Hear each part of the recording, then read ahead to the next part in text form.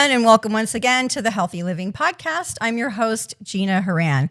Today is a podcast very near and dear to my heart. It is about me, my mom, and the millions of people who are in what's called the sandwich generation. Basically, you're taking care of your parents and you're taking care of your kids at the same time. Even though I'm an open-faced sandwich because I don't have any kids, I just have my mom, but I'm single and I have no siblings. So it's me and my mom all the time. And I'm with the foremost expert in the area, Lisa Honka. Welcome, Lisa. Thank you. Thank you for having me. I'm excited to hear your story and to travel this with you. I'm excited to talk to you. You maybe end up being my guru for life. I have no idea. Now, you're the owner of Your Key to Senior Living Options, so you really are well-versed in this whole entire situation, which is really affecting millions and millions of people. Yes, it does. It does. People don't realize that suddenly they're going to be navigating for their parents, and they're thrust into this, and they're trying to swim, look at resources, figure out what's out there, mitigate costs, and kind of figure it out as they go. So, yeah. So you were talking to me off camera about how this is kind of a surprise. You know, I'm in my late 50s, but it's really affecting people in between 40 and 60. Mm-hmm. And all this, you know, I kind of grew up thinking, okay, they have it all planned, and I absolutely had no idea. The same thing happened to my dad. He was a little bit covered, but now, you know, one day my mom just seemed kind of sad, and I lived, you know, on the other coast, and I was having a great life. And then all of a sudden I felt like she needed me. And so I basically gave up everything, drove here, was sad for about a year because I thought I was all alone. And then I've started meeting so many people that are in the same situation. So talk about how it's been a surprise and the multitude of people it affects. Well, I think the generation, your parents' generation, are incredibly private, right? So sometimes it's you don't have privy to their financials. Their medications, their diagnosis, you don't really know. And they keep that a bit close to the vest. And so when the event happens, the crisis, the medical changes in condition, all of a sudden they're trying to figure it out. And because you've been busy with your life, your career, you may be far away, they're not apt to call you and say, hey, I have a new diagnosis. They're trying to figure it out a little bit on their own at first, and then things start to disintegrate. And that's when the red flags start going up. You're getting calls. You're coming to visit, especially now during the holidays. We see a lot of adult children coming down from out of the area, and they're looking at their parents and saying, I haven't seen you in 6 months. You've lost weight. You're not as tidy as you used to be. The house doesn't look the same. You seem a little bit more forgetful. You repeat things. And the adult children are suddenly thrust into this role, trying to figure out, is it a short-term fix that you need?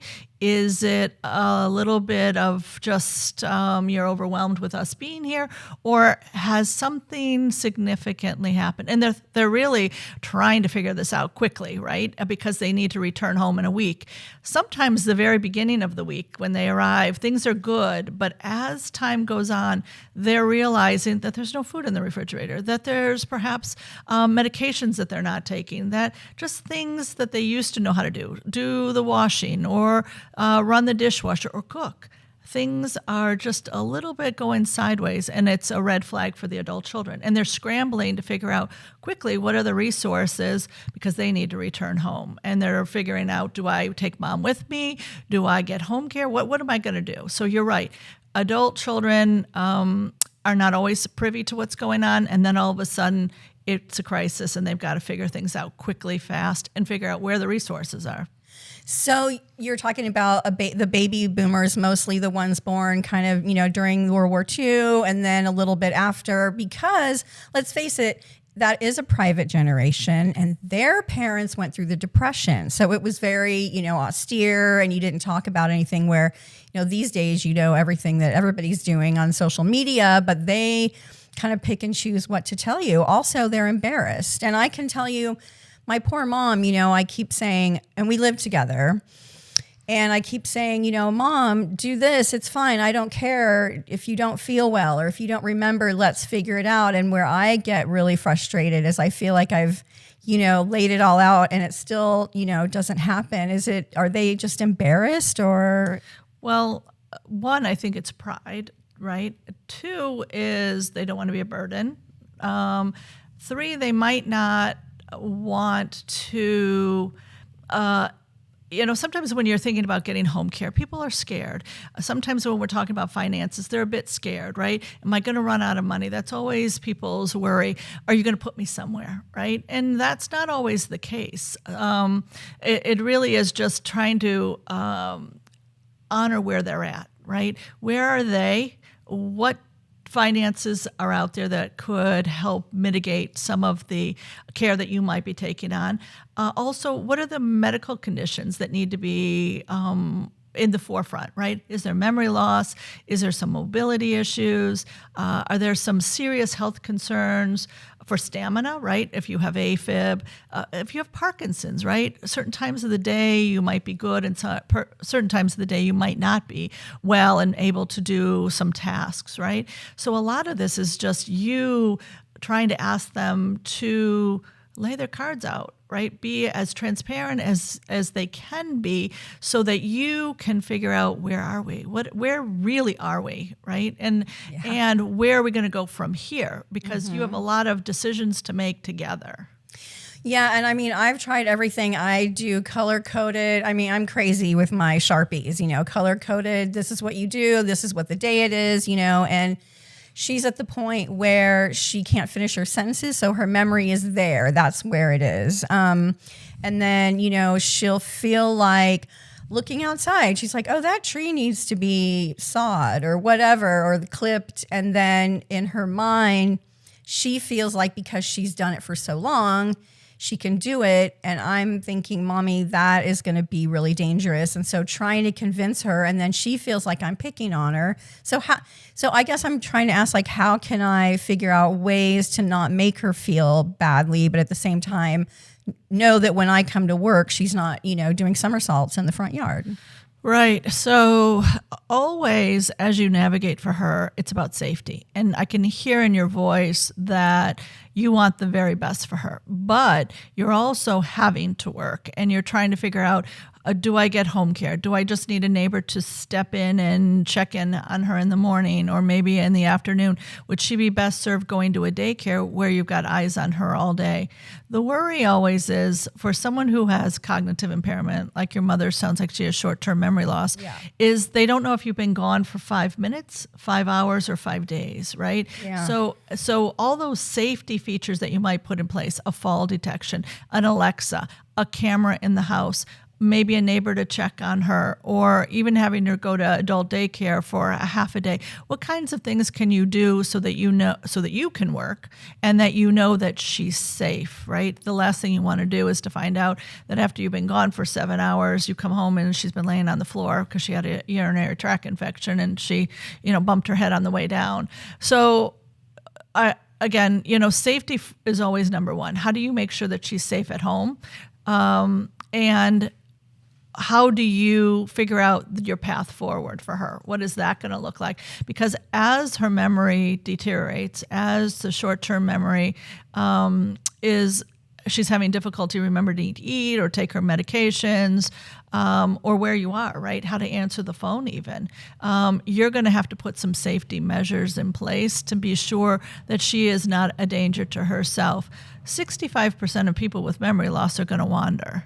So that's the other concern, is that some stranger comes to the door and drops off Amazon, or somebody comes to the house and says, hey, you got some bushes that need to be trimmed, and they come into the house, or they take her, or they, right, endangerment of her, because she's she's a childlike, right? She's a child. Absolutely. Yeah. Which is so weird because, I kind of always joke and say, well, I didn't really want kids, but I kind of have one now, and learning how to sort of navigate those waters of going from a 5-year-old to almost being kind of my teenage daughter, which I guess karma is getting back at me. I don't know, for that. Or is she going even the other way, right? Is she becoming more childlike that you have to Yeah. make sure that she eats, that she's safety aware, you know, Yeah. the stranger danger, right? Yes. All of those things. And the senior scams, I try to fit those into the magazine too sometimes and just try. And, you know, I do have to say, Lisa, I feel super lucky because not only do I have resources here at this wonderful job, but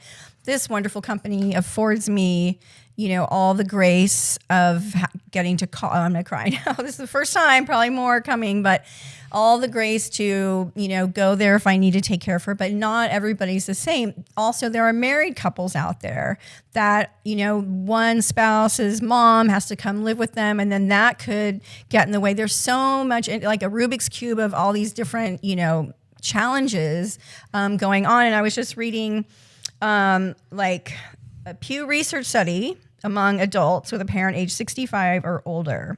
Women in sandwich generation households dedicate an average of 10 hours. Men dedicate 7, I guess minus 17. I don't know how to, you know, figure that one out. That's a lot. And it's so many different types. Now, my mom just got out of rehab for the second time this year, yesterday. And she's finally accepting things. This is the first time I've seen her accepting things, because before she didn't need, you know, anybody. Like occupational therapy is fine, speech therapy is fine, but therapy for, you know, up here, she gets a little defensive. But now I think she's finally figured out, because her sister passed away a year ago of a stroke. And my mom had a tiny stroke. And I think that really, because she's, you know, missed her sister every single day. And that had an effect on her, which I didn't get. And I can't be her, you know, guidepost to life. So it's just, I mean, it's hard. And it's great to have you here to help, you know, figure things out. So this is a great place to stop. When we come back, we're going to talk a little bit about the different types of care that seniors can get and a few more ways to navigate these crazy waters and these crazy times. Don't go anywhere, folks. We'll be right back with Lisa Honka. Is pain or restricted range of motion keeping you on the sidelines? Get back in the game with expert orthopedic care from UF Health Medical Group Orthopedics.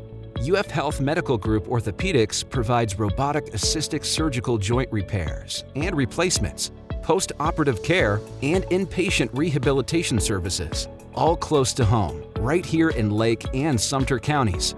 And for those unexpected injuries, UF Health Medical Group Orthopedics offers convenient walk-in and same-day appointments. To learn more or to schedule an appointment with one of their specialists, call 352-323-5665.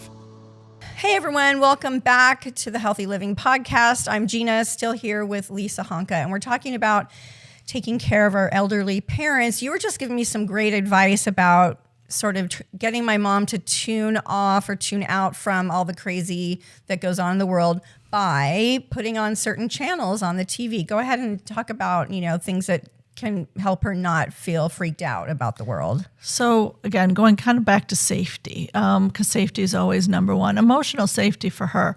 What things bring her joy? So you mentioned earlier that your mother was watching television, but what television stations would be best for her? So travel or cooking, the Showtime, you know, the Turner Classics, Right. musicals, right? Things that bring her joy. A lot of men like to watch football over and over again. Certain channels of the, you know, Super Bowl or the World Series, right? The spouses can get them on an iPad so that they can watch those shows over and over again, because sometimes it's like them watching it for the very first time. Other things, again, for your mother would be, you know, is there just a neighbor or a friend who could come over who could just check on her? Maybe they're doing a massage day. Sometimes retired nurses or retired teachers are looking for volunteer jobs. So again, could she get a hand massage? Could she get her nails painted? Could they do adult coloring? Could someone come over and just make muffins with her, right? Beginning, middle, and end.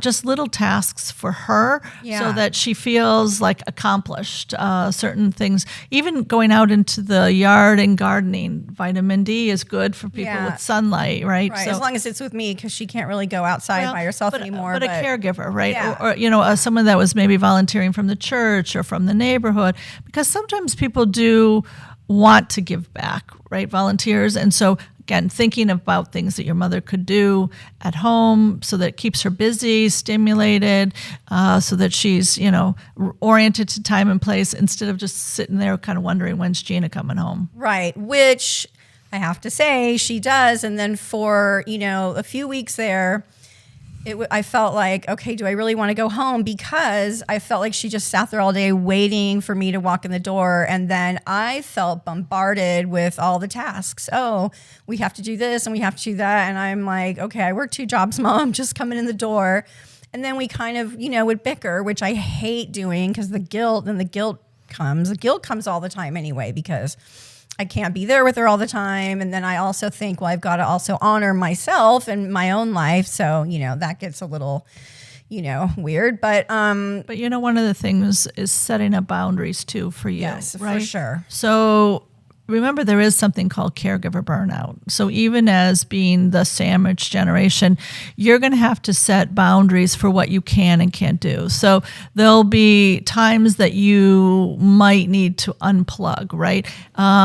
Some zone in your house that's kind of off limits, that's your quiet zone that you need to go to. Even calling in, is there any nieces or nephews that you could pay to come to take care of her for a long weekend so that you could get away, right? There's things called respite where she could maybe go to, again, a day program or an assisted living for a period of time so that you as the caregiver have a break, because there is something called caregiver burnout, and 65% of caregivers actually pass away first. Now, you're an adult child, but you're not the spouse, and typically that's the spouse. Oh, I see. Okay. Yes. So it's important that caregivers have carved out times for breaks, right? That they have an exit strategy if they need it. Because one of the things, Gina, is if something happens to you on the way home from work, what happens to Mom? What is that plan? What's that 2 a.m. plan if you want to all of a sudden have AFib, or if you have a gallbladder attack and need your gallbladder out? What happens to Mom for that period of time when you can't be there for her? What's that 2 a.m. plan? Yeah. What happens? Who comes into play?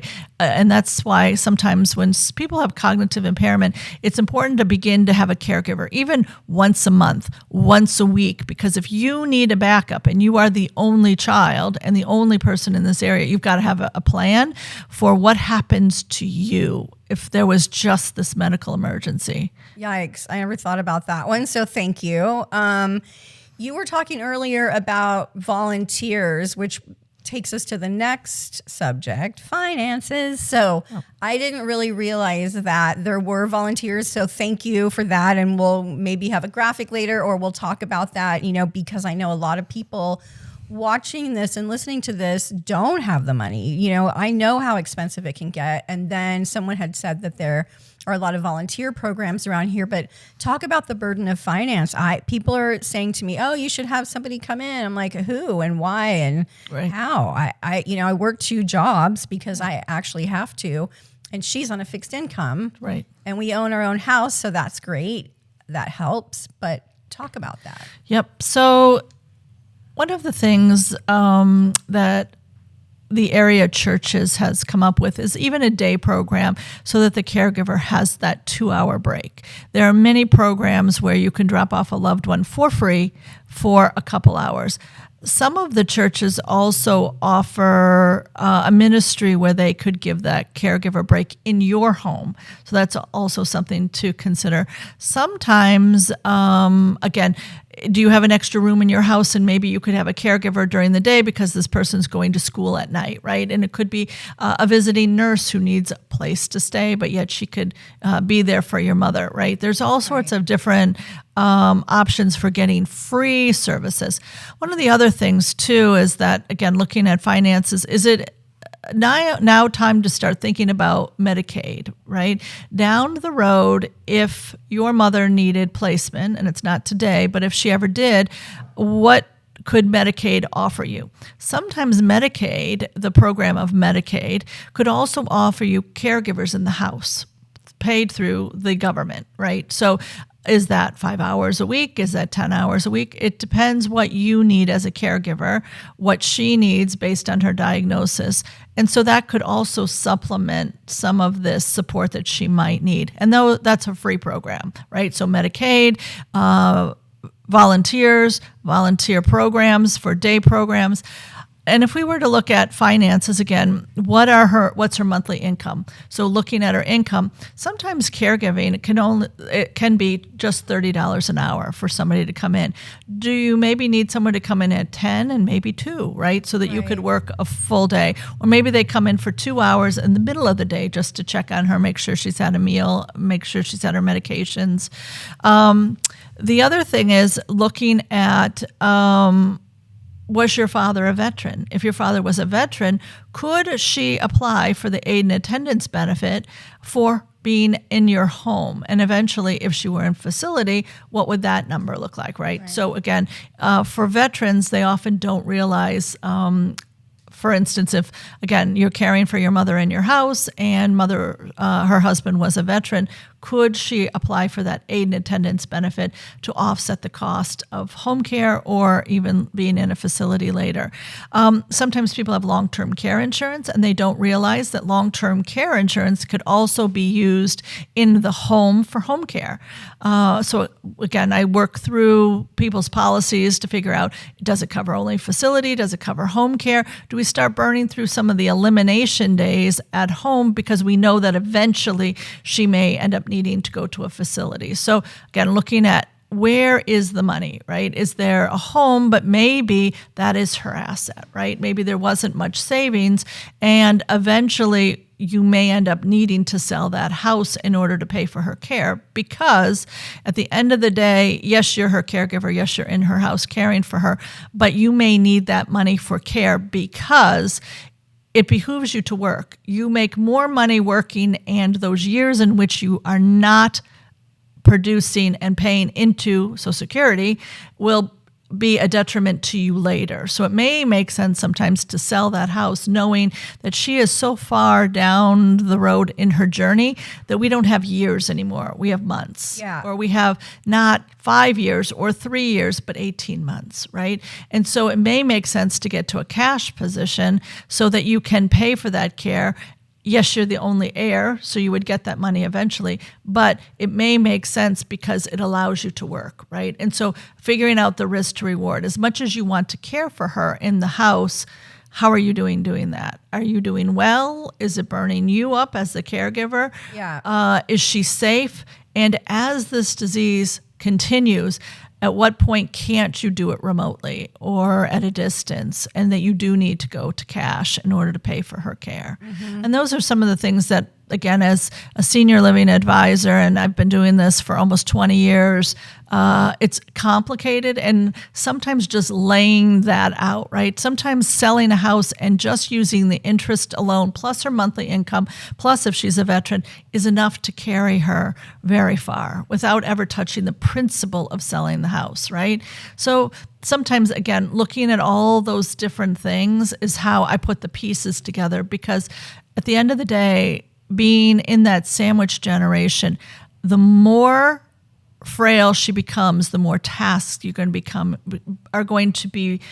be responsible for. And as you're more responsible for those, that is harder on you, managing the job and your life, your career, all of those things, right? And so we never want to burn out the caregiver. No, we don't. And on that note, we'll come right back and we'll talk about all the legal things that I probably should be doing and a little bit more about what Lisa does. So don't go anywhere. We'll be right back. Get all the Social Security disability benefits you deserve with disability consultants Chris Bell and Jeff Bell. Our experienced Florida certified ADR handle claims on a contingency fee basis, meaning you don't pay unless we recover money for you. We have established a strong reputation as a firm that cares and provides the best care to its clients. Call us today or visit cbell.com. Welcome back, everyone. I'm still Gina and still talking to Lisa Honka. So I keep putting this off, which is terrible, and I'm mortified and embarrassed that I'm admitting this in public, but I have not really tidied up all of the legal affairs that I should be tidying. I am her primary caregiver that the hospital deals with, but as far as her properties and the will, and which isn't much, but I haven't done anything like that. So tell me that I really need to do that and how I go about it. Yeah. So as the caregiver, one of the things that you need to be thinking about, as we sort of alluded to in the last section, is what happens if something happens to you, right? Do you have a cousin? Do you have an aunt? Do you have a niece? Do you have somebody in the distance who could step in for you as person number 2, right? Yes, I do. I actually managed to figure that one out. My cousin, who was taking care of her, matters before I got to Florida. So that one I've already done. Good. So that's good. So it's always nice to have that co-pilot, or again, if you happen to be on a cruise and an event happens with mom, they can certainly reach out to her and make sure that, the wishes of the family are taken care of, right? So it's good to have the backup to you. Again, what does her living will look like? Her power of attorney, health surrogate. Those are really important documents to make sure that you have those, because at some point she may be incapacitated and cannot sign for herself. And that's you, when you have that power, to be able to, again, look at aid and attendance benefits, file that claim for her, look at Medicaid applications, if in fact she's going to go down that path of getting some government finances.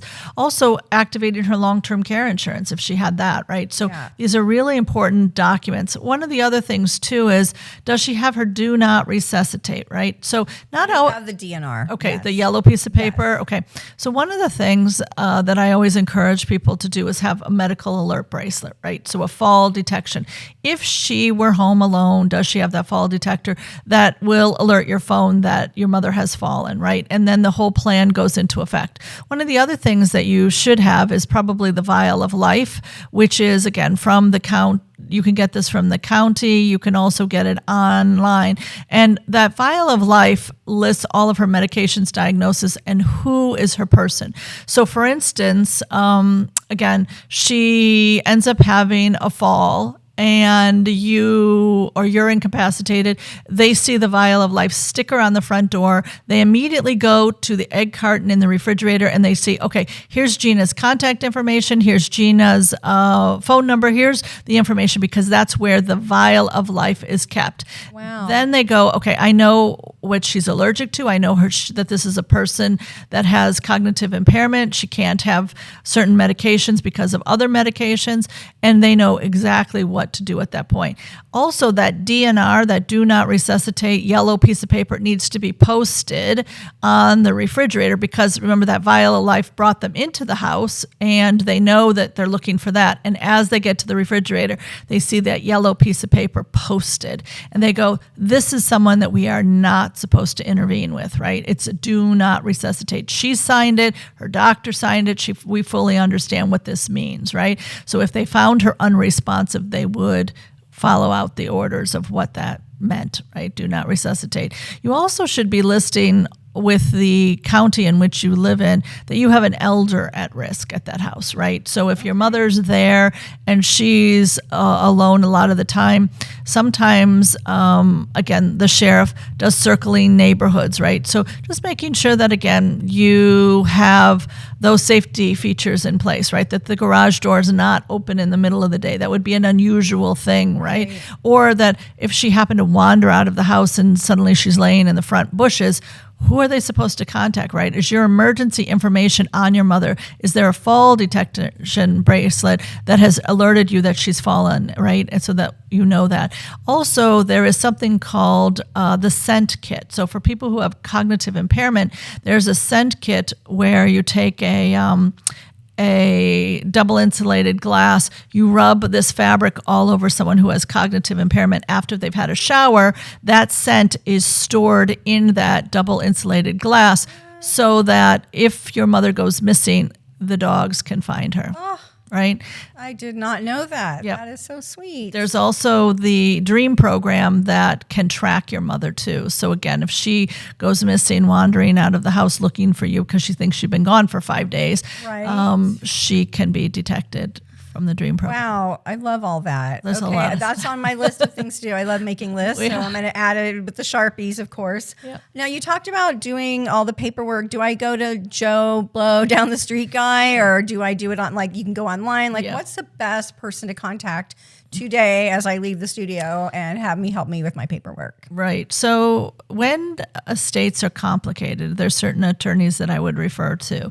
If there are not a lot of people involved and money can be a concern, then there's another one that I would. So I'm very careful about who I refer in each situation because everyone's story is so very different. Well, we can call you, though, right? That's exactly right. And again, we want to make sure that we're getting the right resources for your particular story, right? That's why I do the discovery that I do at the beginning when I meet with families, because I really want to hear what your needs are. There can be very different than the person that I interview next, right? And that family that calls me in need next. So we just want to meet you where you're at, whatever that is, and make sure that we get you the right attorney, that we get you the right information about your situation, because you're in this alone. You're managing someone who has some memory loss. That's a different journey than somebody that has Parkinson's or somebody that has cancer, right? And so your needs as a caregiver, your mother's needs are going to be very different than the next person. Well, Lisa, you are so helpful. You said you've been doing this for about 20 years. What led you to this amazing, you're so helpful. I mean, you could help so many people. What led you here? And, what else what can you do? What do you do besides all that? So I actually started my company 8 years ago. I had been a director of sales and marketing for 3 different assisted livings and memory care, both in Massachusetts and here in the Villages. And I realized we did not have a council on aging. We didn't have a hub of a place where you can actually ask information. And unfortunately, when you deal with an internet search, and there are some search engines out there that you can, again, click onto, they've never been in the buildings. They don't know the resources that are here. So sometimes people think, oh, I'm just going to look online, and you click onto something, and then all of a sudden your information's sent out to a 50-mile radius, and you have this advisor, but the advisor has never been here. They don't know the buildings. They don't know the properties. They don't know your family story. You're just a name on a piece of paper. And I thought 8 years ago I could do so much better by actually meeting families one-on-one, helping them along their journey wherever that took them, being the partner to them on their journey. And that's really where I started with the idea of starting my company. The first year we helped 400 families. The next year, 500 families called us. Now about 1,000 families a year call us. We have 400 referral sources. And I have a team of 8 people that work for me. So I am very blessed to be able to do what I do. And my services are free. I'm actually paid by a senior living community if someone moves in, but not everybody moves in. Sometimes they just have questions. And because there is no place to just ask that question, that's where we start, right? We start with knowing all the resources that are out there. Again, the day programs, the home care programs, the home health programs, right? If you need physical therapy, occupational therapy, sometimes people need Meals on Wheels. They need a chef for hire. Somebody needs to review long-term care insurance. Somebody thinks they could get VA benefits. Sometimes people do need placement in independent living or assisted living or memory care.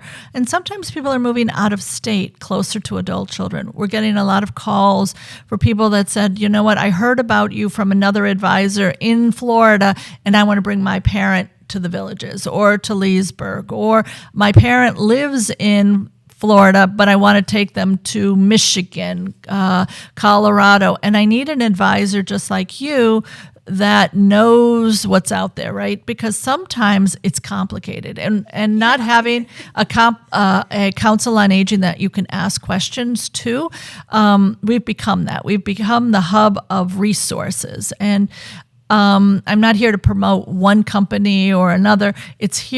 We're here to just help you navigate what options are out there and help you design a path forward, a plan, right? A 2 a.m. plan, a plan for this year, next year, 5 years from now, because your journey is ever changing, and what you needed from me today might not be what you need from me in 6 months, right? And so we want to make sure that as you ask the question about, do I need to have my legal papers done? That's really where we start sometimes, right? Well, Is let's get that tidied up, right? Let's really look at all the finances, right? Because finances will dictate what's possible.